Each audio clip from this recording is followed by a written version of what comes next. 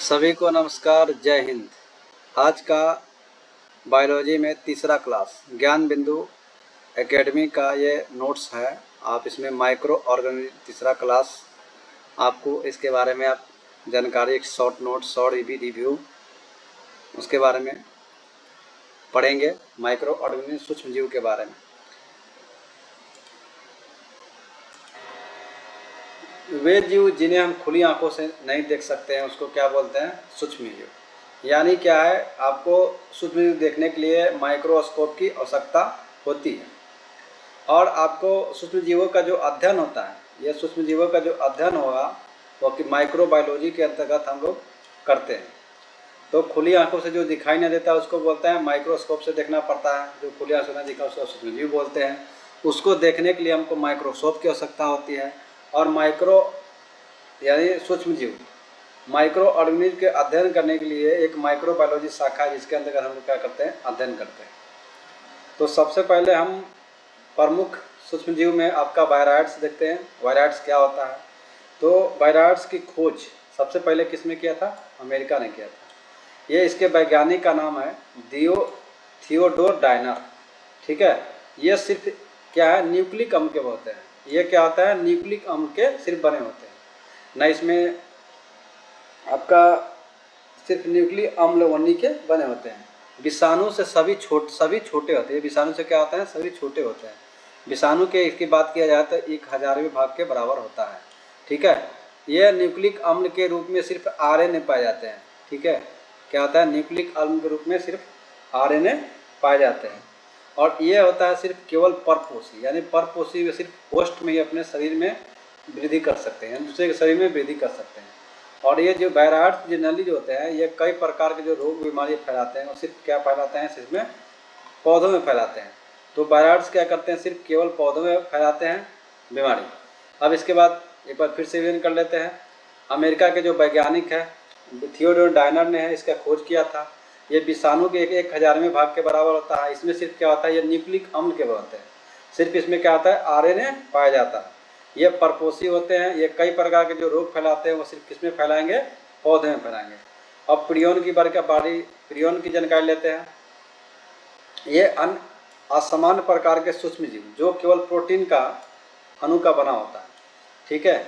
ये सिर्फ प्रोटीन अणु का बना होता है और यह केवल मस्तिष्का कोशिका में ही निर्माण होता है। यानी प्रियोन जो होता है वो सिर्फ कहाँ प्रभावित करता है? कोशिका मस्तिष्क में। प्रियोन के कारण बकरी और भेड़ में जो है वो कौन सी बीमारी होती है? स्क्रॉपी बीमारी पूछेगा एग्जाम में कि किसके कारण होता है? प्रियोन के कारण होता है। यह क्या करता है? तो यह तंत्रिका तंत्र को प्रभावित करता है। प्रियोन जो है क्या करता है? तंत्रिका तंत्र को प्रभावित करता है। और ये जो मनुष्य में जो बीमारी होता है क्रोयूट सल्फेट यानी याकोब रोग जो बीमारी होता है, इससे क्या होता है कि मनुष्य की याददाश्त की कमी होने लगती है, पागलपन हो जाता है। तो प्रियोन क्या है? एक प्रकार असामान्य सूक्ष्म जीव है जिसको सिर्फ किससे बना होता है? सिर्फ यह प्रोटीन का बना होता है। इसका निर्माण केवल मस्तिष्क कोशिका में होता है। और बकरी और भेड़ में जो स्क्रॉपी नामक रोग होता है, और किसको यह प्रभावित करता है? यह तंत्रिका तंत्र को प्रभावित करता है। अगर मनुष्य में बात किया जाए तो मनुष्य में क्रोयूट सल्फेट नामक याकोब रोग होता है। यह जो है मनुष्य में, इसमें क्या होता है कि याददाश्त में कमी आती है और इसमें पागलपन हो सकता है। अब आते हैं वायरस की बात करते हैं। तो वायरस क्या है? यह लैटिन भाषा है जिसका वायरस शब्द का लैटिन भाषा जिसका अर्थ होता है 20। वायरस की खोज सबसे पहले किसने की थी? तो रूसी वैज्ञानिक आयोनस्की ने की। किसने किया? रूसी वैज्ञानिक आयोस ने किया था। ठीक है। यह सबसे पहले किसमें किया था? एक रोगग्रस्त तंबाकू के पौधे में किया था। ठीक है। उसका नाम है TMV, टोबैको मोजाइक वायरस। और उस वायरस का नाम उन्होंने क्या दिया? TMV, tobacco Mosaic virus. ठीक है। और जो वायरस होते हैं वो किसके बने होते हैं? ये विषाणु जो होता है वो प्रोटीन और न्यूक्लिक एसिड के बने होते हैं। ठीक है। जब से फर्स्ट में पढ़े थे कि वायराइड जब न्यूक्लिक अम्ल का बना और प्रियोन सिर्फ क्या किससे बना? प्रोटीन का बना। ठीक है।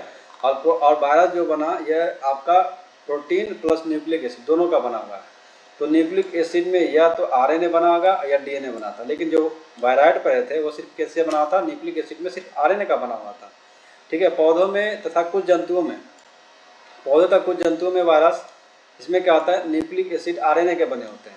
जबकि जंतु वायरस जो होते हैं जनरली जो होते हैं प्रायः DNA के, मतलब प्रोटीन प्लस DNA और प्रोटीन प्लस RNA जो बनते हैं ये सिर्फ किस में बनते हैं? ये आपके पौधे में बनेंगे। ठीक है। इतना तो आपको समझ में आ गया होगा। अब नेक्स्ट,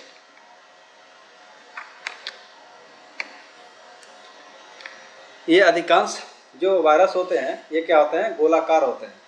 अधिकांश वायरस की बात किया जाए तो ये गोलाकार होते हैं, लेकिन कुछ कुछ वायरस आपका डंडाकार यानी छड़ के समान भी हो सकते हैं। तो देखिए, विषाणु के प्राकृतिक विषय में बात किया जाए तो सभी वैज्ञानिक को एक मत नहीं है। कुछ वैज्ञानिक इसको सजीव मानता है और कुछ निर्जीव मानता है। ठीक है, फिर से एक बार रिवीजन करते हैं। वायरस क्या है, लैटिन भाषा वायरस शब्द से जिसका अर्थ होता है विष। खोज किसने किया था, रूसी वैज्ञानिक आयोनस्की ने। ये कहाँ किया था, तो एक रोगग्रस्त तंबाकू के पौधे में किया था। कहाँ किया था, तंबाकू के पौधे में किया था। उसका क्या नाम रखा था, टोबैको मोजैक वायरस। ठीक है, ये किससे वायरस किससे बना था, प्रोटीन प्लस न्यूक्लिक एसिड का बना होता। ठीक है, न्यूक्लिक एसिड में आपका आरएनए का बना होगा या डीएनए का बना था। जनरली जो पौधे में होते हैं वह न्यूक्लिक प्रोटीन प्लस आरएनए के बने होते हैं, लेकिन जब जंतु वायरस में बात किया जाए तो प्रोटीन प्लस डीएनए के बने होते हैं। विषाणु जो होता है आकार में गोलाकार होते हैं और विषाणु डंडाकार छड़ के समान भी हो जाते हैं। मतलब कुछ सभी वैज्ञानिकों में एक मत है, कुछ वैज्ञानिक इसको सजीव मानते हैं, कुछ वैज्ञानिक इसको क्या करते हैं, निर्जीव मानते हैं। तो ये पढ़ते हैं किसके आधार पर निर्जीव माना जाता है, किसके आधार पर सजीव माना जाता है। देखिए, वायरस केवल जीवित कोशिका में निर्जीव कैसे माना जाता है, तो वायरस को केवल है परपोषी में ही वृद्धि कर सकते हैं। मतलब ये कहीं भी रहेंगे तो ये क्या क्रिस्टल के फॉर्म में रहते हैं। ये क्या है, वायरस जो है अगर आपके परपोषी के जीव में नहीं है तो किसके फॉर्म में रहेंगे, क्रिस्टल के रूप में। क्रिस्टल में क्या होता है, ये वायरस श्वसन भी नहीं करते हैं। और ये इसमें जब वायरस क्या आता है, जीवित कोशिका के अगर बाहर रहते हैं, मतलब किसी होस्ट में नहीं रहते हैं, तो अपने ये मेटाबॉलिज्म प्रक्रिया जो है ये भी बंद कर देते हैं। इसलिए इसके आधार पर ये चार आधार है। पहले क्या है कि ये परपोषी में ही वृद्धि करेंगे। दूसरा, जब बाहर रहते हैं जीवित कोशिका के, जब बाहर रहते हैं तो ये क्रिस्टल फॉर्म में रहते हैं। इसमें श्वसन उसमें उस समय क्या आता है, वायरस श्वसन नहीं करते हैं और इसमें मेटाबॉलिज्म की प्रक्रिया भी नहीं होती है। विषाणु के निम्न आधार पर हम लोग क्या करते हैं, सजीव मानते हैं। ठीक है,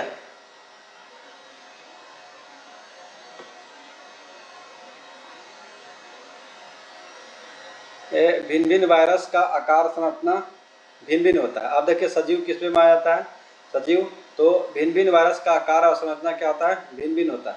ठीक है, वायरस जनन करते हैं, वायरस संवेदनशील होता है, वायरस जो है वातावरण के प्रति के अनुकूल अपने आप को ढाल लेता है। ठीक है, और पादप वायरस पौधों के कोशिका में रहते हैं और कई प्रकार के रोग को भी फैलाते हैं। अब वायरस से होने वाले प्रमुख रोग जो पौधे में है, ये चार है। आपका सजीव होने का पहले के वायरस का जो आकार और संरचना भिन्न भिन्न होता है, ये जनन करते हैं और ये संवेदनशील यानी वातावरण के अनुसार अपने आप को चेंजिंग कर लेते हैं। पादप वायरस में ये बीमारी भी फैलाते हैं कई प्रकार के। पादप में कौन कौन से बीमारी होते हैं, तंबाकू में जो तंबाकू, गंगना, ककड़ी, टमाटर, गोभी, मिर्च में ये मोजैक रोग फैलाते हैं। ठीक है, आलू का लीफ रोल, लीफ रोल में क्या होता है, पत्ती लीफ रोल की तरफ, मतलब आपका एक रोल होता है ना, उसी की तरफ यह बन जाता है। और भिंडी का सीरा मोजैक रोग यानी पत्ती में ही है, पत्ती से खराब हो जाता है। टमाटर का लीफ कर, ये भी क्या होता है, पत्ती खराब हो जाता है। तो वायरस से एग्जाम में पूछा जाएगा कि मोजैक रोग किससे होता है, वायरस से होता है। लीफ रोल, आलू का लीफ रोल किससे होता है, आपको वायरस से होता है। भिंडी का पीत सीरा मोजैक रोग किससे होता है, वायरस से होता है। टमाटर का लीफ कल किससे होता है, वायरस से होता है। जंतु वायरस पादप वायरस से अलग होते हैं। देखिए, जंतु जो वायरस होते हैं पादप वायरस से अलग होते हैं। क्यों, हम बताएं कि जंतु वायरस जो होता है वह प्रोटीन प्लस डीएनए का बना होता है, लेकिन जो पादप वायरस होता है प्रोटीन प्लस आरएनए के बने होते हैं। वायरस मनुष्य में भी घातक रोग फैलाते हैं। घात आप देख लेते हैं, अभी हम पौधे में देख लिए कि वायरस पौधे में कौन कौन सी बीमारी फैलाते हैं। ठीक है, ये देख लिए, तंबाकू, गन्ना, ककड़ी, टमाटर, गोभी और मिर्च में होता है मोजैक रोग। तो आपको बोलेगा एग्जाम में कि मोजैक रोग किससे फैलता है, तो ये बोलेंगे हम वायरस से फैलता है। आलू का लीफ रोल, आलू का जो लीफ रोल किससे फैलता है, वायरस से फैलता है। भिंडी का पीत सीरा मोजैक रोग, ये पीत सीरा मोजैक रोग है किससे फैलेगा, तो आपका ये फैलेगा वायरस से। लीफ कर्ल किससे फैलेगा, वायरस से। अब ये जंतु वायरस और पादप वायरस भी क्या आता है, जंतु वायरस में होते हैं तो आपका प्रोटीन प्लस डीएनए यानी प्रोटीन और प्लस ये जो होता है ये डीएनए न्यूक्लिक एसिड से बने होते हैं। ये जंतु वायरस की बात कर रहे हैं। ठीक है, अगर यहाँ पर प्रोटीन प्लस अगर आरएनए आ जाएगा तो ये किससे हो जाएगा, ये आपके पौधे में होते हैं। ठीक है, यही अंतर है। और अब देखते हैं कि मनुष्य में कौन कौन से बीमारी फैलते हैं। पहला है इन्फ्लुएंजा। इन्फ्लुएंजा इसको फ्लू बोलते हैं। इसका बीमारी जो होता है ये मिक्सो वायरस के कारण होता है। ठीक है, यह लगभग सभी देशों में पाया जाता है इन्फ्लुएंजा। इसमें क्या होता है, प्रायः रोगी जो होता है छींक के साथ फैलता है। ठीक है, 1 से 4 दिनों के बाद संक्रमित व्यक्ति के शरीर में पूरे बुखार, कंपन, कमजोरी, नाक से पानी आने लगता है। इसमें प्रभावी दवा उपलब्ध नहीं है, लेकिन हम लोग फिर भी क्या करते हैं, एस्पिरिन प्रचुर मात्रा में आराम हमको पहुंचा सकता है। तो इन्फ्लुएंजा जो होता है वह किस वायरस के कारण होता है? ये आपका मिक्सो वायरस के कारण होता है। किसके कारण? मिक्सो वायरस के कारण होता है। और ये इसके साथ ये जो है फेफड़ा में तेजी से फैलता है, यानी वायु के माध्यम से फैलता है। इसमें हमारे को पूरे शरीर में कंपन, कमजोरी, नाक से पानी निकलता है। इसका प्रभावी दवा उपलब्ध नहीं है। एस्पिरिन हम लोग प्रचुर मात्रा में लेंगे तो हमको क्या होगा, राहत मिलेगा। ठीक है, इन्फ्लुएंजा हो गया। मेन आपको याद रखना है मिक्सो वायरस। इन्फ्लुएंजा किससे होता है? मिक्सो वायरस से होता है। ठीक है, नेक्स्ट आता है पोलियो। पोलियो जो है यह भी क्या होता है, वायरस के कारण होता है। इसको पोलियोमाइलिटिस बोलते हैं यह। ठीक है, यह भी क्या होता है, संक्रमित भोजन या दूध या पेयजल के माध्यम से हमारे आहार नाल में पहुंचता है। यह क्या करता है, पोलियो जो है हमारे संक्रमित भोजन और दूध के माध्यम से, पेयजल के माध्यम से हमारे आहार नाल में पहुंचेगा और आहार नाल से होते हुए हमारे रक्त कोशिका में पहुंचता है। कहाँ पहुंचता है? रक्त कोशिका में। और अंत में क्या होता है, वायरस जो केंद्रीय तंत्रिका तंत्र के पास तंत्र में पहुंच जाता है। और ये क्या करता है, तंत्रिका तंत्र के ऐसी कोशिका जो शरीर के पेशियों को नियंत्रित करता है उसको नष्ट कर देता है। और नष्ट कर देता है जिसके कारण हमारा तंत्रिका तंत्र पर हमारा पेशी का नियंत्रण खत्म हो जाता है और हमारा जो है कार्य करना बंद कर देता है। देखिए, पोलियो जो होता है यह संक्रमित भोजन, दूध और पेयजल के माध्यम से फैलता है। इसमें क्या होता है कि हम आहार नाल में, हम जो खाना खाते हैं कुछ, उसके यहाँ से आहार नाल में प्रवेश करेगा, आहार नाल से होते हुए रक्त कोशिका में प्रवेश करेगा, रक्त कोशिका से होते हुए केंद्रीय तंत्रिका तंत्र में पहुँचेगा और तंत्रिका तंत्र से हमारे जो शरीर के पेशियां को नियंत्रित करते हैं उसी को नष्ट कर देते हैं, जिससे हमारा तंत्रिका तंत्र का नियंत्रण जो है पेशियों पर खत्म हो जाता है और वो पेशी काम करना बंद कर देते हैं। यह सबसे ज़्यादा बच्चों में प्रभावी होता है। बच्चों में 6 महीने से 3 वर्ष के लोगों को तो हम क्या करते हैं, पोलियो की खुराक पिलाया जाता है। इसमें प्रभावित अंग का इलाज संभव नहीं। जब आपका पोलियो मार देगा तो इसमें क्या होगा, आपका प्रभावित जो इस अंग में मारा उसका इलाज संभव नहीं है। उसका सिर्फ क्या कहता है, फिजियोथेरेपी करके आपका उसमें जो आपके अंग प्रभावित है उसको क्या करता है, फिजियोथेरेपी के द्वारा कम किया जा सकता है। इसका पूर्ण रूप सुरक्षित उपाय यही है कि आप क्या करें, टीका लें। यह आपका पोलियो का टीका। और पोलियो का टीका जो होता है वह इंजेक्शन के माध्यम से लिया जाता है। जो आपका विकसित देश इंजेक्शन के माध्यम से जो विकासशील रहता है उनके लिए आपका टीका दिया जाता है। ठीक है, समझ में आ गया होगा पोलियो के बारे में।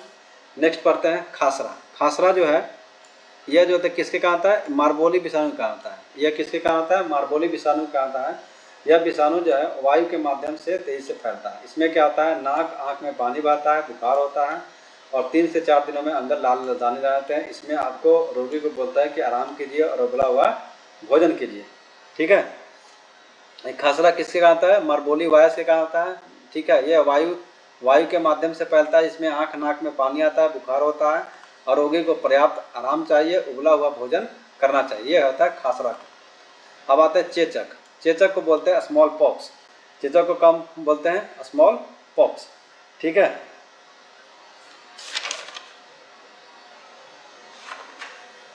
ये होता है, आपको एग्जाम में ही पूछेगा कि चेचक में जो है स्मॉल पॉक्स होता है उसको किस विषाणु का आता है, वेरियोला वायरस। स्मॉल पॉक्स है तो वेरियोला वायरस। ये भी क्या है, संक्रामक रोग है।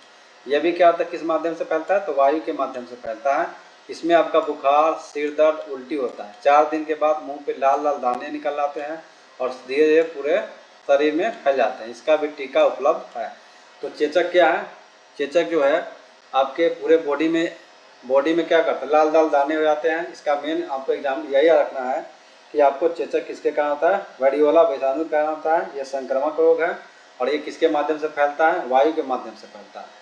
ठीक है, इसमें क्या होता है, पूरे शरीर में आपको 4 दिन 5 दिन में आपका पूरे शरीर में लाल लाल दाने निकल आते हैं और धीरे धीरे पूरे शरीर में फैल जाते हैं। और इसका क्या होता है, चेचक का हम लोग क्या करते हैं, टीका, इसका टीका लिया जाता है चेचक का। ठीक है, अब आते हैं छोटी माता। छोटी माता को बोलते हैं चिकन पॉक्स। ठीक है, आपका छोटी माता ये होगा CH से 6 और CH से चिकन, आपको याद करने का तरीका। ठीक है, और आपको वेरिसोला जोस्टर, ये क्या है आपका वेरियोला विषाणु था। यह है वेरिसेला जोस्टर विषाणु का नाम होता है। ये भी संक्रामक रोग है। इसमें भी छोटे छोटे शरीर में दाने आते हैं। इसका कोई स्पष्ट इलाज नहीं है। इसको हम लोग जो छोटी माता बोलते हैं, इसका मेन है आपको कि स्वच्छ वातावरण रहिए और आपका पर्याप्त आराम कीजिए, इससे आपका स्वतः ठीक हो जाता है। तो छोटी माता क्या है, स्वतः ठीक हो जाते हैं।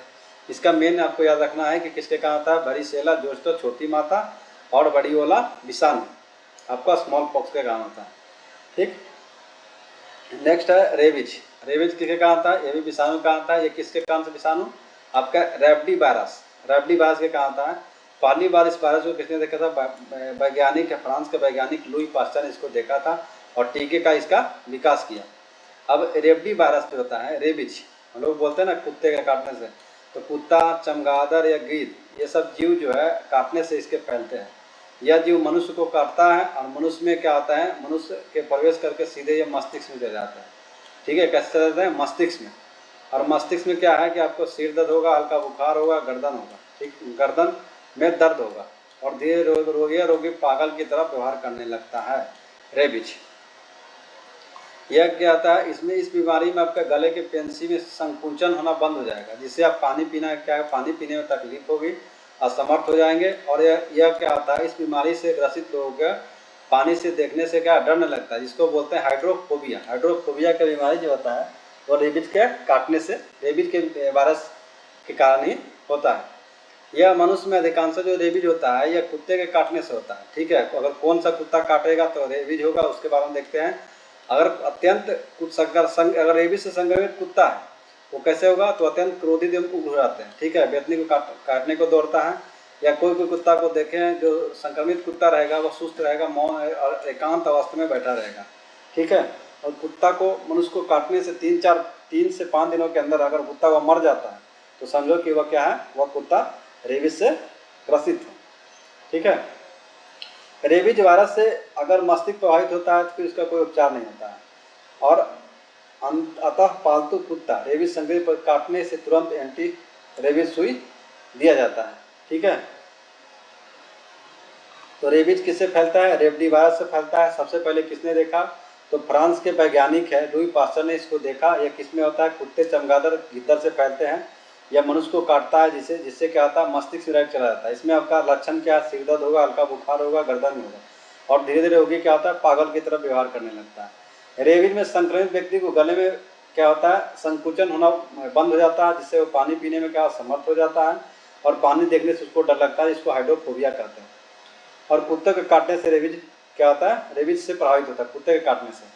कुत्ते अगर रेबीज से संक्रमित हो तभी आपको हो सकता है। कुत्ते का अगर व्यवहार बदल जाता है, जैसे कुत्ते कैसे समझेंगे कि वो संक्रमित है, पहले वो क्रोधी और उग्र रहता है, कुत्ता सुस्त मौन होकर एकांत स्थान पर रहेगा।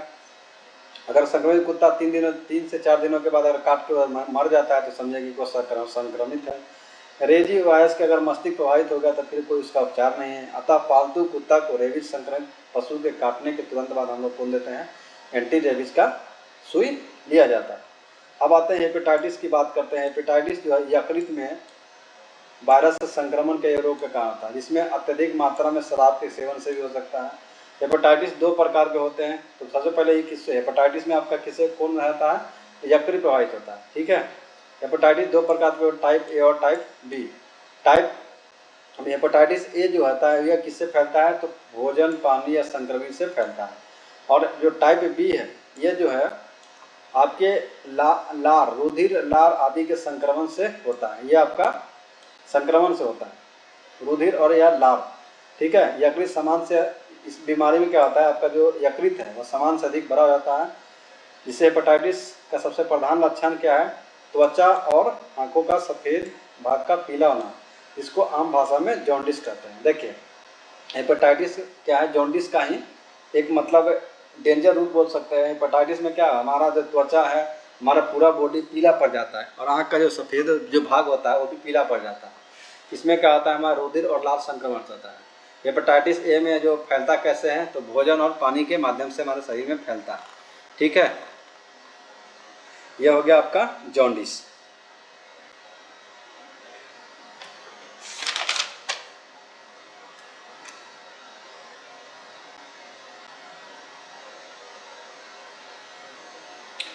एक चीज़ और है, अत्यधिक मात्रा में अगर शराब का सेवन करेंगे तो कौन सा बीमारी होगा, सिरोसिस बीमारी होता है, सिरोसिस। ठीक है, और यह जॉन्डिस या पीलिया होने के बाद ही आपका, इसके बाद ही हेपेटाइटिस बी आपका होता है, जो सबसे ज़्यादा डेंजर होता है। अब आते हैं बैक्टीरियोफेज। बैक्टीरियोफेज का एक प्रकार का क्या है, वायरस है। यह क्या करता है, वैसा विषाणु जो जीवाणु पर आक्रमण करते हैं वो उसको बोलते हैं बैक्टीरियोफेज। ठीक है, बैक्टीरियोफेज एक प्रकार का वायरस है। बैक्टीरियोफेज का सर्वप्रथम जो खोज जो है डवार्ट और डी हेरेल ने 1917 में किया था। यह विषाणु प्रोटीन और डीएनए के बने होते हैं। यह जो है विषाणु प्रोटीन और डीएनए के, मतलब ये जो जंतु में होता है बेसिक वायरस वही है। ठीक है, यह विषाणु की आकृति जो है मनुष्य के शुक्राणु कोशिका की तरह होता है। किसकी तरह, शुक्राणु कोशिका की तरह होता है। यह जीवाणु पर ही आश्रित रहता है। यह सभी स्थानों पर पाए जाते हैं। यह जीवाणु की उपस्थिति, यह देखिए मेन क्या है कि गंगा जल में बैक्टीरियोफेज विषाणु पाए जाते हैं जो पानी को सड़ने से वाले जो जीवाणु होते हैं उसको भक्षण करते रहते हैं, जिससे क्या होता है कि गंगा जल काफ़ी दिनों तक खराब नहीं होता है। तो आपका यही एग्जाम में आएगा कि आपको 4 पॉइंट याद रखिएगा। पहला कि बैक्टीरियोफेज क्या है, एक प्रकार का वायरस है जो क्या करता है, गंगा जल में, आपका मेन एग्जाम ये पूछा था, गंगा जल के जो पानी होता है बहुत दिनों तक सड़ता नहीं है। क्यों नहीं सड़ता, यह खराब नहीं होता है, उसका कारण था बैक्टीरियोफेज आपका वायरस पाया जाता है, जो उसमें जो सड़ाने वाले जीवाणु होते हैं उसके भक्षण कर लेते हैं, जिससे क्या होता है आपका गंगा जल का शुद्ध रहता है। ठीक है, ये इसी ये है विषाणु प्रोटीन। ये विषाणु जो है प्रोटीन एवं डीएनए से बने होते हैं। ठीक है, इतना समझ में आ गया, इतना ही है। अब आता है बैक्टीरिया की बात करते हैं। क्या करते हैं, बैक्टीरिया की बात। तो बैक्टीरिया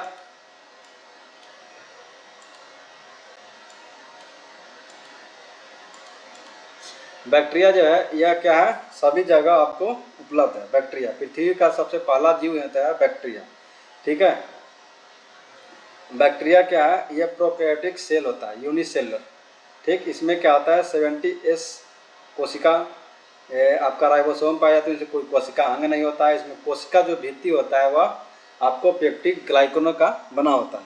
इसकी खोज जो है 1675 ईस्वी में ल्यूनहक द्वारा किया गया था, और इसका जीवाणु का नामकरण कौन किया था, एन बर्ग ने किया था। ठीक है, अब इसको देख लेते हैं एक बार। यह क्या है, जीवाणु जो है सर्वव्यापी जीवाणु है। यह वायु, जल, पृथ्वी हर जगह मौजूद है, और जीवाणु की खोज सर्वप्रथम ल्यूनहक ने किया था। ठीक है, इसलिए बोलते हैं फादर ऑफ बैक्टीरियोलॉजी ल्यूनहक और फादर ऑफ माइक्रोबायोलॉजी ल्यूनहक। और इसका जो नाम क्या रखा था, एनिमल कुल रखा था, एनिमल कुल। और एहन बर्न, ये इंपॉर्टेंट है कि जीवाणु को बैक्टीरिया नाम किसने रखा था, तो एहन बर्न ने, एहरन बर्ग। ठीक है, और सर्वप्रथम लुई पास्चर के बाद कोच ने पता लगाया कि जीवाणु के द्वारा मनुष्य में रोग फैलते हैं। सर्वप्रथम किसने पता लगाया कि लुई पास्चर के बाद, उसके बाद कोच ने, रॉबर्ट कोच ने पता किया कि मनुष्य में जो है आपका लुई पास्चर, उसके बाद में पता किया रॉबर्ट कोच। कौन किए, रॉबर्ट कोच। वो बताया कि जीवाणु द्वारा मनुष्य में क्या आता है, रोग फैलते हैं। ठीक है, अब जीवाणु क्या है, प्रोकैरियोटिक कोशिका। अभी बताया प्रोकैरियोटिक कोशिका, इसमें कोशिका भित्ति नहीं पाया जाता है। प्रोकैरियोटिक है, कोशिका भित्ति नहीं पाया जाता है। और इसकी जो सेलुलोज से न बनकर इसकी जो है कोशिका भित्ति वह पेप्टिक ग्लाइकोन का बनी होती है। कोशिका भित्ति पाई जाती है इसमें, किसमें, पेप्टिक ग्लाइकोन की बनी होती है। पौधों में सेलुलोज का बनाता है, कवक में काइटिन का बना होता है। अधिकांशतः ये क्या होता है, आपका जो जीवाणु तो है ये आपका परपोषी होता है, लेकिन कुछ जीवाणु स्वपोषी होते हैं। उसका एग्जाम्पल की बात की जा रहा है तो एग्जाम्पल आपका है स्वपोषी साइनोबैक्टीरिया। ये क्या है, आपका स्वपोषी है। साइनोबैक्टीरिया में क्लोरोफिल पाया जाता है, जिसके कारण प्रकाश संश्लेषण करके अपना भोजन खुद बनाते हैं। तो क्या है, बैक्टीरिया सर्वव्यापी सूक्ष्मजीव है। सबसे पहला पृथ्वी पर यही है बैक्टीरिया, जिसकी खोज ल्यूनहक ने किया था। इसका नाम एनिमल रखा था, और बैक्टीरिया नाम किसने रखा, एहनबर्ग ने। लुई पास्चर उसके बाद कोच ने पता लगाया कि जीवाणु जो है मनुष्य के रोग फैलाते हैं। जीवाणु प्रोकैरियोटिक कोशिका, इसमें कोशिका भित्ति पाई जाती है। इसमें जो कोशिका भित्ति होती है वो मेन है पेप्टिक ग्लाइकोन की बनी होती है, पेप्टिडोग्लाइकोन की बनी होती है। यह क्या आता है, अधिकांश जो है परपोषी होते हैं, लेकिन कुछ जीवाणु स्वपोषी होते हैं। स्वपोषी में आपका है साइनोबैक्टीरिया। इसमें क्या है, क्योंकि क्लोरोफिल बनाता है, क्लोरोफिल से क्या होता है अपना प्रकाश संश्लेषण कर अपना भोजन खुद बनाते हैं। अब जीवाणु के अभी औसत आकार का देखा जाए तो 1 माइक्रोमीटर से 5 माइक्रोमीटर तक होता है। देखिए, जीवाणु के आकार की बात की जाए, रूप के आधार पर गोल के आकार के जीवाणु, इसके आकार अलग अलग होते हैं। और एग्जाम में भी पूछा जा सकता है कि गोल आकार के जो जीवाणु होते हैं उसको क्या बोलते हैं, कुक्कई। अब यहाँ कुक्कई के याद कैसे करेंगे, देखिए ये सी क्या है, पर कैसे अगर करके गोल कर देंगे तो ये कहेगा गोल हो गया तो कोकई हो गया। घन आकार का इसको छोड़ दो, घन आकार का बोलते हैं सरसीना, ठीक है। बैसिलस, ये क्षार आकार का बैसिलस कैसे होगा, इसमें देखिए एल एल है ना, तो एल क्या है, बड़ा बड़ा है, एल क्या है, बड़ा बड़ा है, इसलिए इसको बोलेंगे कि क्षर जैसा हो गया, इसलिए इसको बैसिलस। सर्पिल है तो क्या होगा, स्पाइरल, क्या होगा, सांप रहता है टेढ़ा मेरा स्पाइरल, इसलिए इसको बोलते हैं स्पाइरल, याद रह जाएगा। और कॉमा होता है, आपको याद रखिए vibrio comma, vibrio vibrio, vibrio जो कॉमा होता है, कॉमा आकार के जो जीवाणु होते हैं उसको बोलते क्या बोलते हैं, वाइब्रियो। तो आपको गोल आकार का कोकई, घन आकार का सारसीना और क्षर आकार का बैसिलस, आपको एल एल दिख रहा है तो बैसिलस। आपको 3 तो ऐसे याद हो गए, 2 आपको कुछ कॉमन सेंसेस को रिमूव करना। जीवाणु जो जनन होते हैं, जो प्राय विखंडन विधि द्वारा होता है, अलैंगिक जनन से, ठीक है, विखंडन द्वारा अलैंगिक जनन होता है, ठीक है। अब आते हैं जीवाणु से होने वाले आर्थिक लाभ। हमको आर्थिक लाभ क्या क्या है, जीवाणु कभी फायदा करते हैं, कभी हमारे लिए हानिकारक भी होते हैं।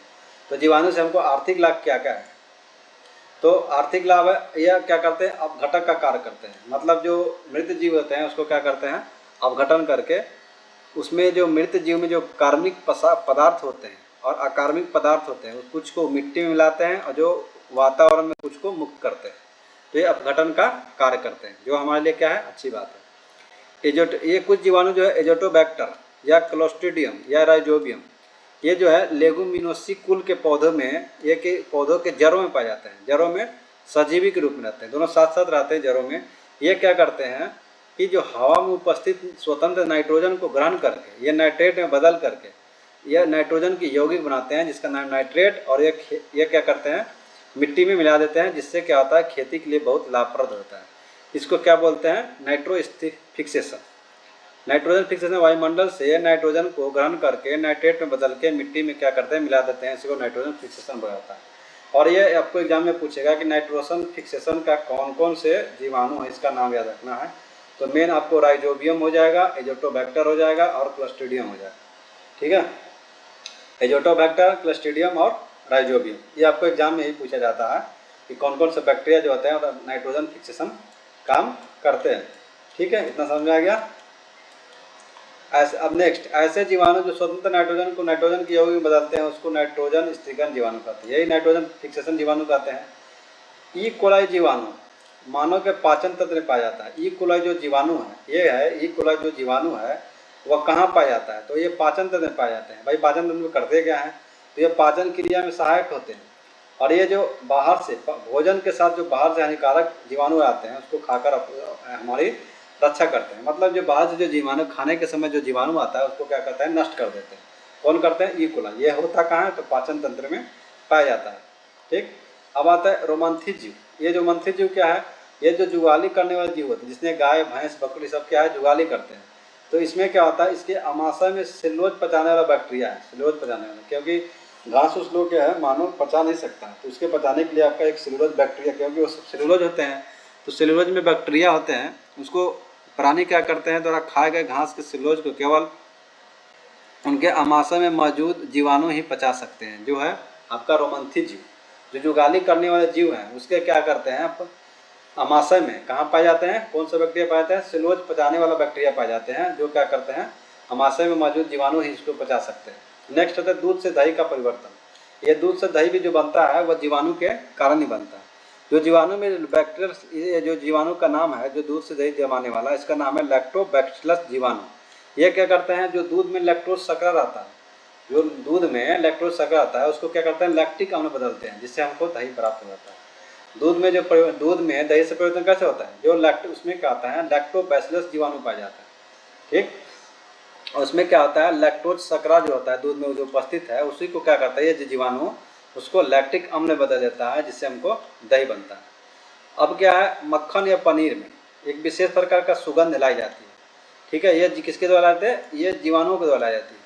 और इस प्रोसेस को क्या बोलते हैं, राइपेनिंग। राइपेनिंग एग्जाम में पूछा जाए कि क्या है, तो राइपेनिंग एक प्रोसेस होता है जिसमें मक्खन और पनीर में एक विशेष प्रकार के सुगंध लाई जाती है। बेसिलस मेगाथीरियम माइक्रोकोकस जीवाणु द्वारा क्रमशः चाय और तंबाकू के पौधों में सुगंध पैदा किया जाता है।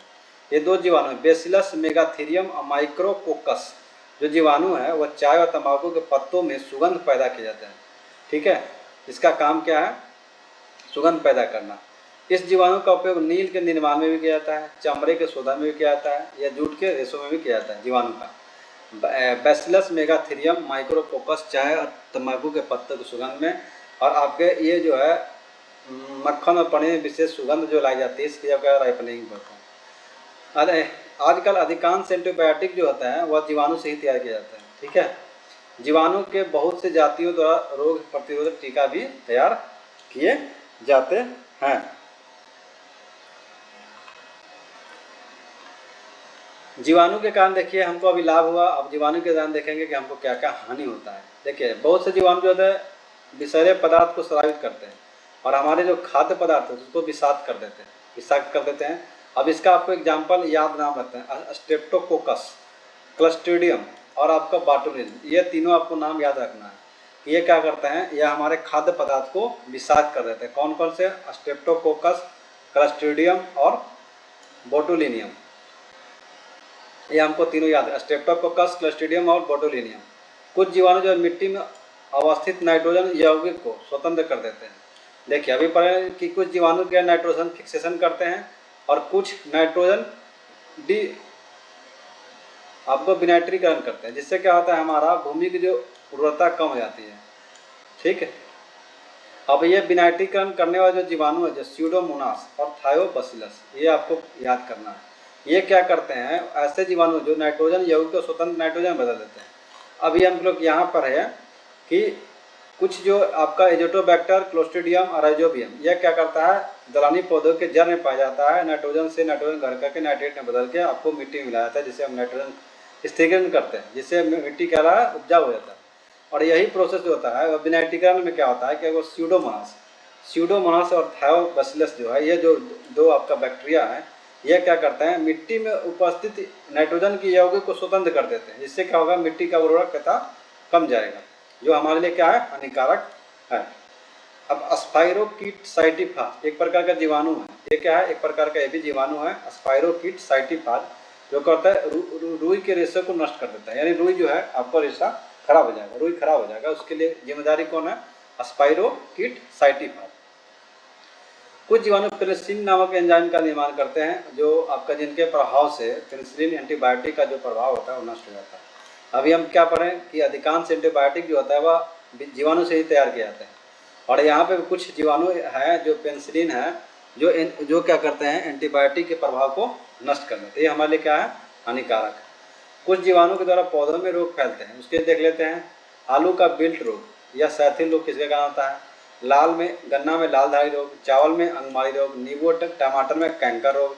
और ये आपको इम्पोर्टेंट है, ये आपको एग्जाम में पूछा गया है, अग्नि निर्जा रोग किससे होता है, निर्जा रोग या अग्नि निर्जा रोग ये किस में होता है, तो सेब या नाशपाती में होता है। और किससे कहाँ होता है, तो ये आपको बैक्टीरिया का होता है, आपको याद रखना है। ये भी पूछता है, ये सब याद रखना है, लेकिन ये एग्जाम क्वेश्चन में पूछा हुआ है।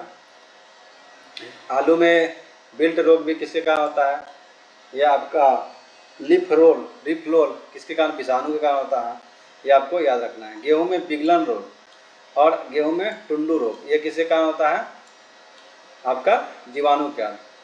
अब देखें जीवाणु के द्वारा अभी इसके क्या क्या पढ़ लिए, अभी हम पढ़ लिए जीवाणु के आपके हमको फायदा क्या है, जीवाणु से हमको हानिकारक क्या है, और जीवाणु से भी पढ़ लिए कि पौधों में कौन कौन सी बीमारी होते हैं। अब पढ़ेंगे कि जीवाणु में मानव में कौन कौन सी बीमारी होते हैं।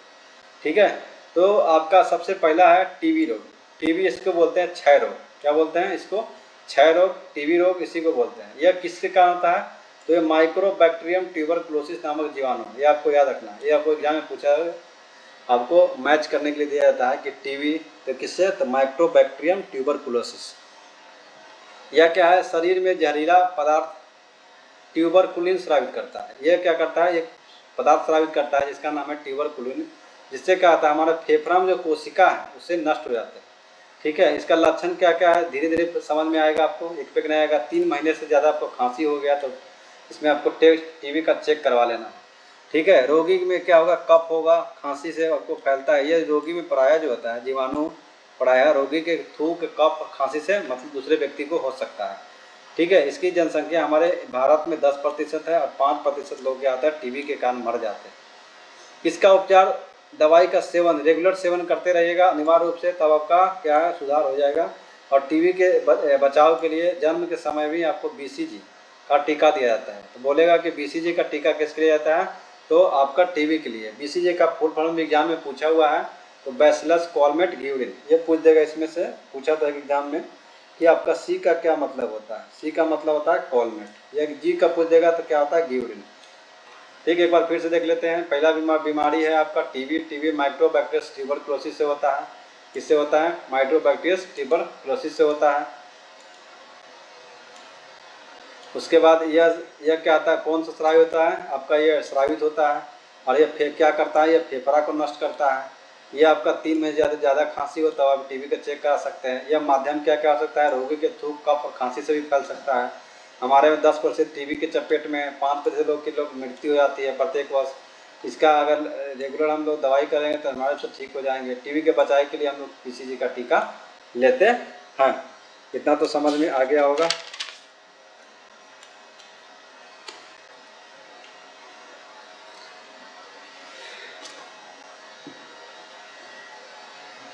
अब आते हैं नेक्स्ट, टाइफाइड।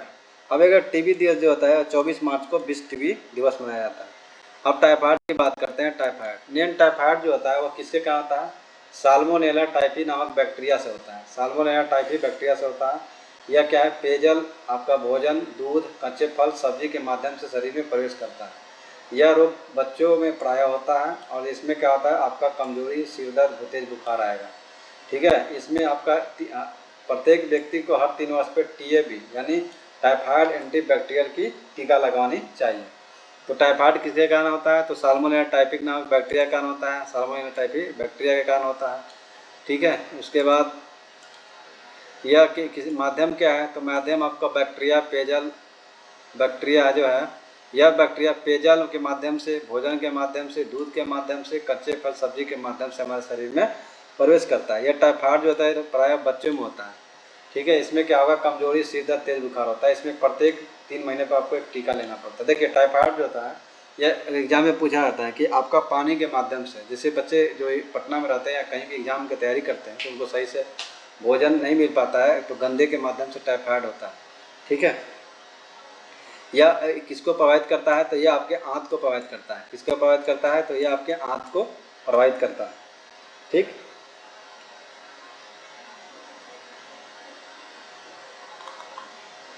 नेक्स्ट होता है निमोनिया।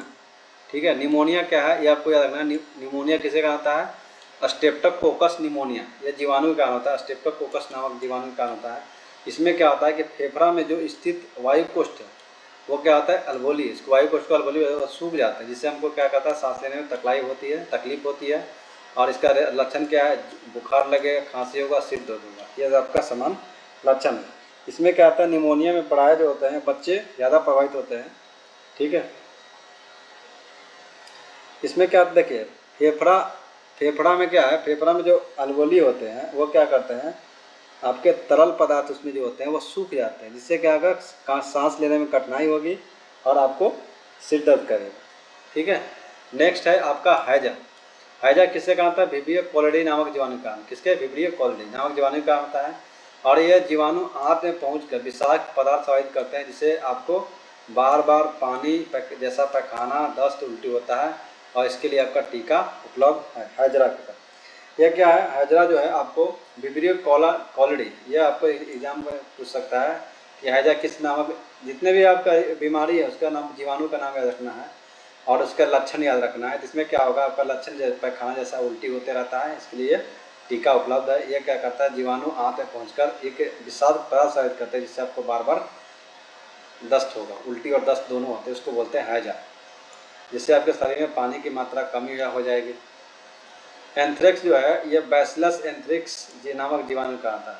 यह जो प्रायः पालतू पशु, गाय, भैंस में होता है और यह मनुष्य में भी अगर साथ में रहेगा तो मनुष्य में भी हो सकता है। इसका लक्षण क्या है, तो सर्दी होगा, सांस लेने में दिक्कत होगी, भूख में कमी आएगी। जीवाणु से होने वाले अन्य रोग है डिप्थीरिया, प्लेग, टिटनस, काली खांसी और कोढ़ को बोलते हैं लेप्रोसी।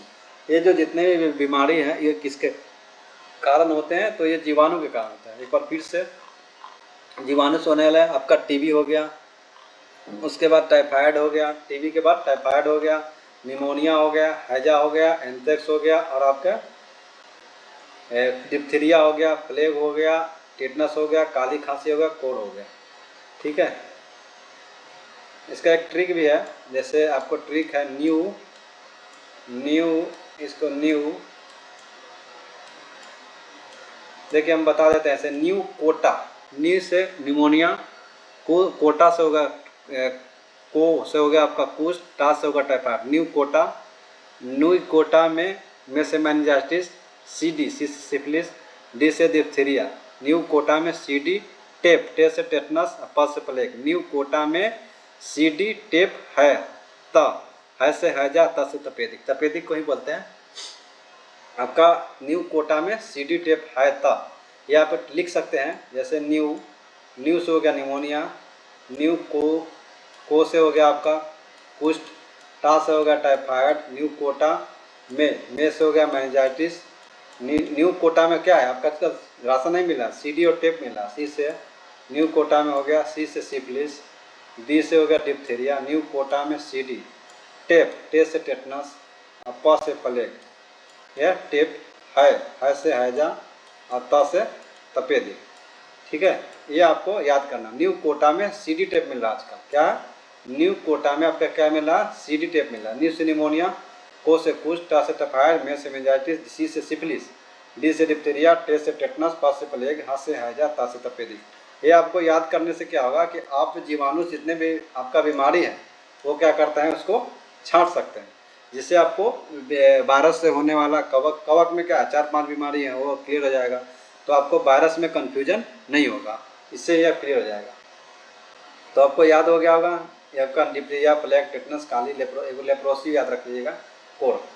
ठीक है, ये आपको समझ में आ गया होगा। नेक्स्ट पढ़ते हैं, जर्म थ्योरी ऑफ डिजीज किसने दिया, रॉबर्ट कोच के द्वारा। यह सर्वप्रथम प्रमाणित किया गया था कि सूक्ष्म जीव है आपको मानव में रोग फैलाते हैं।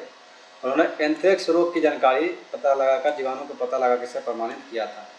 रॉबर्ट कोच का जर्म थ्योरी ऑफ डिजीज कराती है, यही आपको जर्म थ्योरी ऑफ डिजीज जो है रॉबर्ट कोच ने प्रमाणित किसके किया था, तो एंथ्रेक्स रोग का जीवाणु का पता लगा के किया था। अब आते हैं प्रोटिस्टा जगत, प्रमुख सूक्ष्मजीव क्या है आपका प्रोटिस्टा वर्ग में, ये क्या है, जलीय, एक कोशिकीय और यूकैरियोटिक कोशिका का बना होता है। जो प्रोटिस्टा जगत में है, जो प्रोटिस्टा वर्ग है, देखिए जनरली जो एक कोशिकीय होते हैं वो प्रोकैरियोटिक होते हैं, लेकिन ये क्या है, यूकैरियोटिक कोशिका का बना होता है। ये इस जगत में जीवों के प्रचलन अंग जो है किसके से बनता है, ये सीलिया से बना होता है, फ्लैजिला है, और आपका कूटपाद। ये आपको तीनों याद रखना है, किसमें कौन सा प्रचलन अंग पाए जाते हैं, एग्जाम में पूछा जाता है। और ये क्या सूक्ष्म जीव होते हैं, स्वपोषी और परपोषी दोनों होते हैं। ठीक है, आपका स्वपोषी में आपका एक कोश के शैवाल आएगा। ठीक, अब आते हैं और परपोषी के अंतर्गत विभिन्न प्रकार के प्रोटोजोआ आते हैं, उसके बारे में हम क्या करते हैं, पढ़ेंगे। ठीक है, पहला है यूग्लिना, क्या है, पहला है आपका यूग्लिना। यूग्लिना क्या है, एक कोशिकीय मुक्त जीव है। ठीक, इसका देखिए बोलेगा यूग्लिना का प्रचलन अंग क्या है, तो फ्लैजिला। ठीक, यह क्या है, स्वपोषी और परपोषी दोनों प्रकार के जीवन व्यतीत करते हैं। इसमें पौधे में कुछ पौधे में जो होता है स्वपोषी होंगे कौन, जो इसमें क्लोरोफिल पिगामेंट पाया जाता है, पिगमेंट पाया जाता है, जिससे अपना यह प्रकाश संश्लेषण करके अपना क्या करते हैं, भोजन बनाने में समर्थ है। यूग्लिना को हरा प्रोटोजोआ होता है, यह बहुत इंपॉर्टेंट है। यूग्लिना को हरा प्रोटोजोआ होता है, यह पौधों तथा जंतु के बीच एक योजक कड़ी माना जाता है। योजक कड़ी के बीच में कौन कर, यूग्लिना। देखिए वीडियो में 4-5 पॉइंट आपको रखना है। पहला कि इसका प्रचलन अंग क्या होता है, तो आपका फ्लैजिला होगा। इसमें क्या होता है, ये आपका स्वपोषी परपोषी दोनों है। इसमें क्लोरोफिल पिगमेंट पाए से अपना भोजन बनाते हैं, तो स्वपोषी होगा। यूग्लिना को हरा प्रोटोजोआ कहा जाता है। पौधों तथा जंतु के बीच ये क्या करते हैं, योजक कड़ी के रूप में माना जाता है। इसमें क्या होता है, कोशिका भित्ति नहीं पाया। देखिए क्लोरोफिल है, ठीक, क्लोरोफिल है, प्रकाश संश्लेषण भी कर रहा है, लेकिन इसमें कोशिका भित्ति नहीं पाया जाता, क्योंकि पौधों में क्या जनरली कोशिका भित्ति पाया जाता है। अब आते हैं पैरामीशियम की बात करते हैं। तो पैरामीशियम क्या है, इसमें प्रचलन, देखिए सिलिया, इसका जो आकार चप्पल के आकार का होता है, इसलिए चप्पल जंतु भी पैरामीशियम को बोलते हैं। ये भी एक प्रकार का प्रोटोजोआ। ठीक, अब आते हैं प्लाज्मोडियम। प्लाज्मोडियम क्या है, एक प्रकार का परजीवी प्रोटोजोआ है। इसके कारण मलेरिया रोग होता है। प्लाज्मोडियम के कारण कौन सा रोग होता है, मलेरिया रोग होता है।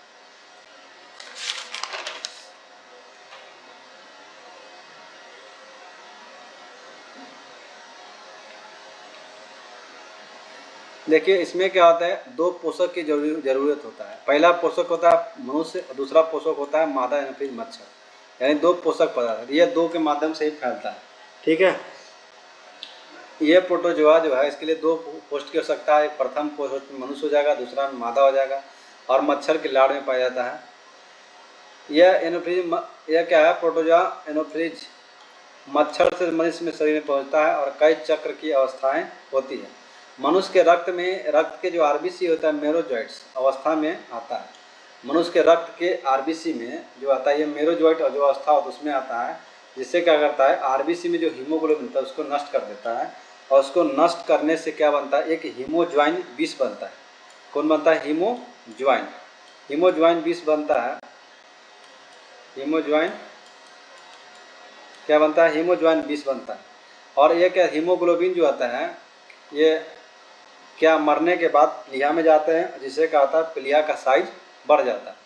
मलेरिया रोग में कंपन के साथ बुखार, रक्त में आरबीसी की कोशिका की कमी, क्योंकि यह हीमोग्लोबिन को नष्ट कर रहा है तो आपके आरबीसी की कमी आएगा। और देखिए इसमें प्लीहा का आकार काफ़ी बढ़ जाता है। बता दिए कि ये जो आरबीसी मरेंगे कहाँ जाएंगे, मरने के बाद प्लीहा को स्प्लीन को बोला जाता है, आरबीसी का कब्रगाह। ये आरबीसी में जाते हैं, प्लीहा में जाते हैं, प्लीहा क्या है उससे साइज बड़ा हो जाता है। ठीक है, किसमें, प्लाज्मोडियम। इसमें कोई टीका नहीं बनता है। इसमें कुनैन का जो सिनकोना का छाल है उसी को यूज करते हैं मलेरिया में। तो मलेरिया रोग में आपका बीमारी कौन सा अंग प्रभावित होता है, स्प्लीन प्रभावित होता है। एग्जाम में यही पूछा जाएगा कि मलेरिया में कौन सा अंग प्रभावित होता है, तो आपका प्लीहा का आकार साइज, या आरबीसी बोल सकते हैं, आरबीसी की कमी हो रहा है, या इसको हीमोग्लोबिन नष्ट कर सकता है। ऐसे घुमा के एग्जाम में पूछेगा। जनरली जो पूछा जाता है कि मलेरिया में कौन सा अंग प्रभावित होता है, तो ये प्लीहा होता है। ठीक है, जो किसके कारण होता है, तो मादा एनोफ्लीज मच्छर के काटने से पाया जाता है। कौन सा, मादा एनोफ्लीज मच्छर के काटने से आपको होता है मलेरिया रोग। मादा एनोफ्लीज मलेरिया रोग आपका अंग होता है प्लीहा, आरबीसी की कोशिका में भी कमी आता है, हीमोग्लोबिन भी नष्ट होता है। और इसका उपचार क्या है, तो कुनैन का जो छाल होता है उसी का हम लोग क्या करते हैं, कुनैन के छाल में मलेरिया का उपचार होता है। ठीक है, सेंट्रल ड्रग इंस्टीट्यूट लखनऊ में है, जो अंटेमिसिया नामक पौधे से आपका भी कुनैन की तरह ये व्यवहार करता है, इसका भी इलाज होता है। इस रोग का मैकुलम द्वारा इस रोग का नाम जो है वो मैकुलम द्वारा प्रसारित किया गया था। ठीक, सर रोनाल्ड रॉस जो ब्रिटिश डॉक्टर थे, इन्हीं कार्य के लिए एक मलेरिया परजीवी के कारण इन्होंने पता लगाया था कि मलेरिया जो आता है मलेरिया परजीवी के कारण होता है, और इनको 1902 ईस्वी में नोबेल पुरस्कार दिया गया। ठीक है, नेक्स्ट आता है लिस्मेनिया डोनोवानी। लिस्मेनिया क्या है, एक इंग्लिश वर्ड है, डोनोवानी आपका एक वैज्ञानिक का नाम है। यह कालाजार रोग होता है। लिस्मेनिया डोनोवानी से कालाजार रोग होता है, इसको ब्लैक फीवर भी बोलते हैं। ठीक है, यह किसके कारण होता है, संक्रमण मक्खी, बालू मक्खी। देखिए काला होगा आदमी कब, जब बालू में खेलेगा तब होगा काला, इसको बालू मक्खी से होगा, इसका ब्लैक फीवर बोलते हैं। ठीक है, इसको याद करने का तरीका है, ये जो जनरली साउथ अफ्रीका में मिलते हैं, यह जो कम रोशनी में ही वाले जगह में ये मक्खी जो पाए जाते हैं। इसमें भी आपका बुखार आएगा, खून की कमी, एनीमिया रोग होगा, और आपका जिगर और तिल्ली का बढ़ना। ठीक है, भूख न लगना, इसका कोई उपचार इसका भी रोग का उपचार उपलब्ध है। तो लिस्मेनिया डोनोवानी आपको पूछा जाएगा, एग्जाम में यही पूछा जाता है। काला जार जो है आपका, काला जार या ब्लैक फीवर इसको बोलते हैं, यह किसके कारण होता है, या बालू मक्खी के कारण होता है। इसमें भी दो पोषक तत्व होते हैं, एक आपका बालू मक्खी हो गया, सैंड फ्लाई हो गया, और दूसरा मनुष्य हो गया। इसको एग्जाम में सैंड फ्लाई एग्जाम में दे दिया जाएगा, इंग्लिश भी दिया जाता है या हिंदी भी दिया जाता है। तो आपको समझना है कि काला जार इसका वही है कि काला कब होगा, जब बालू में भी खेलेगा तभी काला होगा। ठीक, ये कम रोशनी में ये मक्खी पाए जाते हैं। अब ट्रिप्नोसोमा गैम्बिसियन, इसके देखें ट्रिप्नोसोमा ये भी प्रोटोजोआ के कारण ही फैलता है। इसको बोलते हैं स्लीपिंग सिकनेस। मतलब क्या है, दिन रात आदमी सोते रहता है। ये भी क्या है, ह्यूमन अफ्रीका में पाया जाता है। इसको बोलते हैं ट्रिप्नोसोमा प्रोटोजोआ के कारण होता है। ट्रिप्नोसोमा प्रोटोजोआ के कारण होता है, और ये जो है किससे फैलता है, सीसी मक्खी से फैलता है। इसमें दो पोषक तत्व होते हैं, मनुष्य और मक्खी। देखिए अब इसको याद करना है, स्लीपिंग सिकनेस, सीसी सूतो, सीसी से सूतो, और क्या हो सकता है, तो स्लीपिंग सिकनेस प्रोटोजोआ से होता है, और इसका नाम है ट्रिप्नोसोआ, यानी सो जाओ, सोमा। तो इसका आपको याद कर सकते हैं। ये अब ये पूछेगा कि ये किसको प्रभावित करता है, ये प्रोटोजोआ केंद्रीय तंत्रिका तंत्र को प्रभावित कर उसको नष्ट करने लगता है, और ये जानलेवा साबित होगा। इसमें क्या होगा, व्यक्ति को ज़्यादा नींद आता है। अब एंट अमीबा जिंजेवेलिस, ये क्या है, अमीबा का एक प्रकार का अमीबा समूह का एक प्रकार का प्रोटोजोआ है, अब पायरिया रोग किसके कहा आता है, तो एंट अमीबा जिंजिविलिस। आपको एग्जाम में अगर मिलाने के लिए दे दिया, इसमें क्या होगा, दांत और मसूड़ा क्या होता है, खराब हो जाते हैं। यह दांतों का रोग होता है, यह दांतों का समान रोग है जिसका उपचार आसानी से होता है। अब आते हैं एंट अमीबा जिंजिविलिस के पायरिया रोग होता है, इतना याद रखना है आपको। एंट अमीबा हिस्टोलिस का यह क्या है, अमीबिय पेचिस। आपको ये मनुष्य में अमीबिय पेचिस रोग होता है। इस प्रोटोजोआ का इसमें क्या करता है, आपके मनुष्य के हाथ में प्रवेश करके इसके कोशिका को क्या करता है, नष्ट करता है। जैसे इसमें आपको पेट में दर्द होगा, मल के साथ रुधिर आता है, ये आपको बोलते हैं एंट अमीबा हिस्टोलिटिका। ठीक है, यह पेचिस, अमीबिया पेचिस नामक रोग होता है। इसका उपचार यही है कि आप एंटीबायोटिक कौन लेना है, टेरामाइसिन लेना है और एथ्रोमाइसिन लेना है। ठीक, और एंट अमीबा हिस्टोलिका, ये देखिए एंट अमीबा जिंजिविलिस में आपका पायरिया रोग होगा, दांत मसूड़ा से प्रॉब्लम होगा। एंट अमीबा हिस्टोलिका में आपका अमीबिया पेचिस का बीमारी होगा। ठीक है, जिसमें आपको आंत का बीमारी इसको बोल सकते हैं, आंत में प्रभावित होता है। ठीक,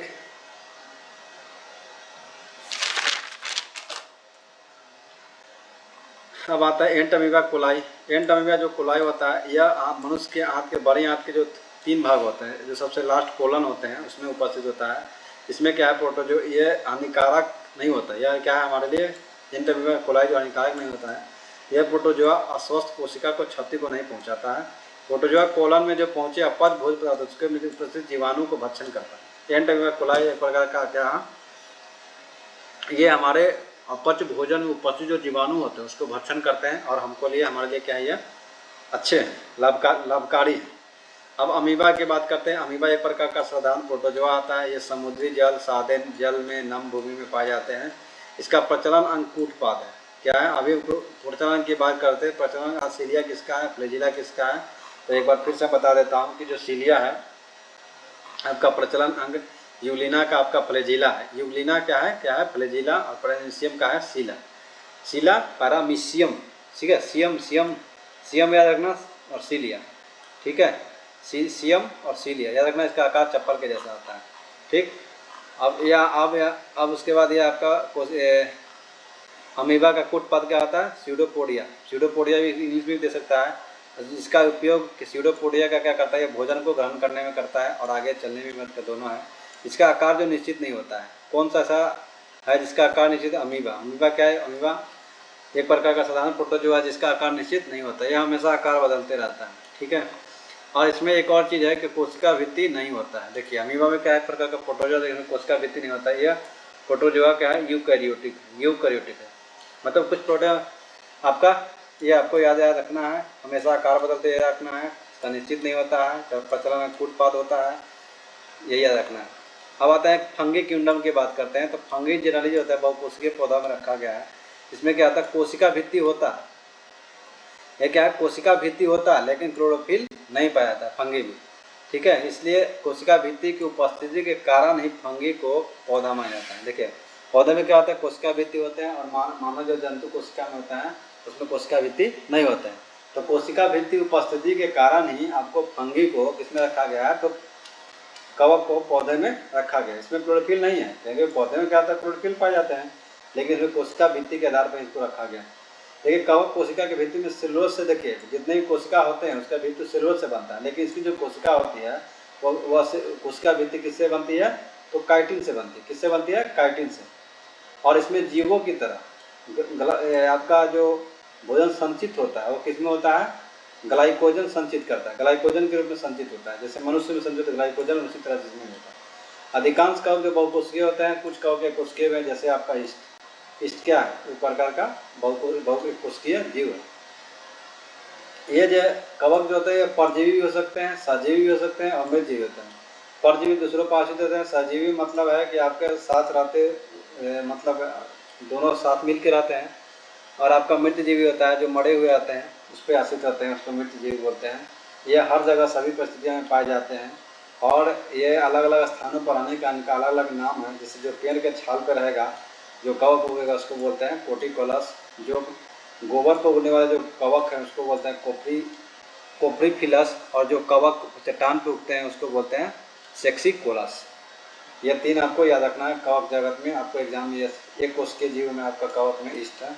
या कोशिका भित्ति किसकी बनी होती है, काइटन की बनी होती है। कोशिका भित्ति क्या है, आपको इसमें क्लोरोफिल कवक में नहीं पाया जाता है।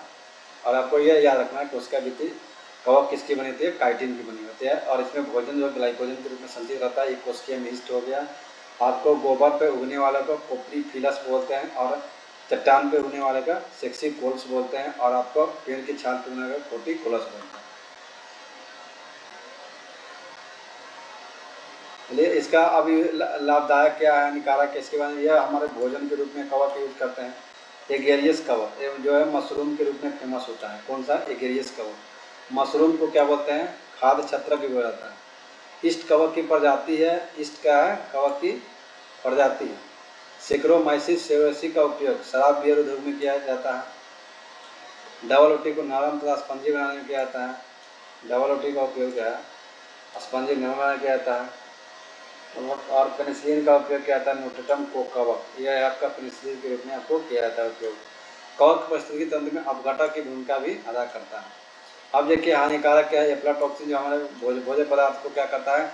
एफ्लाटॉक्सिन विस्रावित करता है। जैसे हमारा क्या है, जो पालतू पशु को भी हानिकारक पहुँचाता है, और इससे हमारा भोजन भविष्य क्या होता है? खराब हो जाता है। अब आते हैं पौधों में। कई पौधे में कई भयंकर बीमारी फैलता है। पौधे में भी बीमारी फैलते हैं। उसके मुँह में आपका मुँह टिक्का रोग किसके में फैलता है? ये आपको एग्जाम पूछता है कि मूंगफली का जो टिक्का रोग है वो किसके कारण फैलता है? तो आपके कवक के कारण फैलता है। उसके बाद गन्ने में लाल दोष हो जाता है। चने का विल्ट रोग, आपका धान का प्रध्वंसक रोग, बाजरे का आगट रोग, आलू का अंग भारी रोग, अंगूर का पाउडरी ये रोग, और गेहूं का लाल रस, सरसों का सफ़ेद कीट रोग, ये जो है आपके पौधे में बीमारी फैलते हैं। आपको इसको याद कर लेना है। नेक्स्ट है मनुष्य में कौन कौन सा एथलीट फूड, ये आपको देखिए, ये कवक से बीमारी वाला देखिए अच्छा है। आपका जीवाणु को बता दिए थे, बैक्टीरिया को छोड़ दीजिए, अगर जितना याद होता है याद कीजिए, नहीं तो कवक का पूरी तरह से याद कीजिए। एथलीट फूड यह होता है आपका कवक के कारण। खाद दाद जितना भी होता है कवक के कारण होता है। गंजापन, आपके बालों का झड़ना है, आपके उसके कारण होता है। स्पेजुलस यह भी एक कारण किसके कारण होता है? सुक्रेका से पैदा होता है, ये भी कवक के कारण होता है। गंजापन, दाद, खाद, खुजली और एथलीट फूड ये किसके कारण होता है? कवक के कारण होता है। तो ये आपको माइक्रो बैक्टीरिया का जो पूरा सिलेबस ख़त्म हो गया है, और नेक्स्ट क्लास में हम क्या करेंगे, इसके ऑब्जेक्टिव करवाएंगे, ताकि आपको एक बार इसको रिवीजन कर लेना है। ठीक है, ओके, सभी को धन्यवाद। जय हिंद।